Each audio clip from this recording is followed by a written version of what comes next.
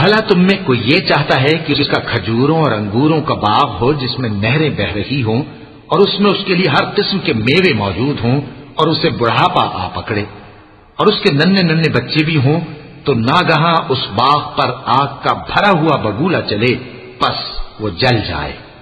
اس طرح اللہ تم سے اپنی آیتیں کھول کھول کر بیان فرماتا ہے تاکہ تم سوچو اور سمجھو۔ مومنو،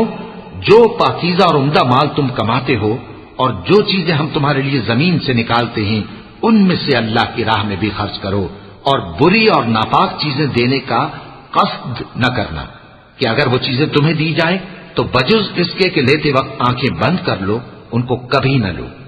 اور جان رکھو کہ اللہ بے نیاز ہے، خوبیوں والا ہے۔ شیطان تمہیں تنگ دستی کا خوف دلاتا اور بے حیائی کے کام کرنے کو کہتا ہے،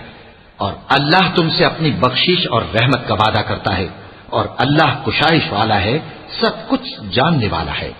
وہ جس کو چاہتا ہے دانائی بخشتا ہے، اور جس کو دانائی ملی بے شک اس کو بڑی نعمت ملی۔ اور نصیحت تو وہی لوگ قبول کرتے ہیں جو عقل مند ہیں، اور تم اللہ کی راہ میں جس طرح کا خرچ کرو یا کوئی نظر مانو اللہ اس کو جانتا ہے، اور ظالموں کا کوئی مددگار نہ ہوگا۔ اگر تم خیرات ظاہر کر کے دو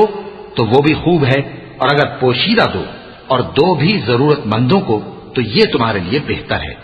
اور اس طرح کا دینا تمہارے گناہوں کو بھی دور کرے گا، اور اللہ کو تمہارے سب کاموں کی خبر ہے۔ اے نبی صلی اللہ علیہ وآلہ وسلم، تم ان لوگوں کی ہدایت کے ذمہ دار نہیں ہو، بلکہ اللہ ہی جس کو چاہتا ہے ہدایت بخشتا ہے۔ اور مومنو، تم جو مال خرچ کرو گے تو اس کا فائدہ تمہیں کو ہے، اور تم تو جو خرچ کرو گے اللہ کی خوشنودی کے لیے کرو گے،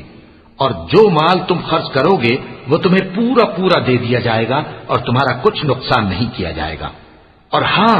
تم جو خرچ کرو گے تو ان حاجت مندوں کے لیے جو اللہ کی راہ میں رکے بیٹھے ہیں اور ملک میں کسی طرف جانے کی طاقت نہیں رکھتے اور مانگنے سے آر رکھتے ہیں، یہاں تک کہ نہ مانگنے کی وجہ سے ناواقف شخص ان کو تونگر خیال کرتا ہے، اور تم قیافے سے ان کو صاف پہچان لو کہ حاجت مند ہیں اور شرم کے سبب لوگوں سے منہ پھوڑ کر اور لپٹ کر نہیں مانگ سکتے۔ اور تم جو مال خرچ کرو گے کچھ شک نہیں کہ اللہ اس کو جانتا ہے۔ جو لوگ اپنا مال رات اور دن اور پوشیدہ اور ظاہر اللہ کی راہ میں خرچ کرتے رہتے ہیں ان کا صلہ ان کے پروردگار کے پاس ہے، اور ان کو قیامت کے دن نہ کسی طرح کا خوف ہوگا اور نہ غم۔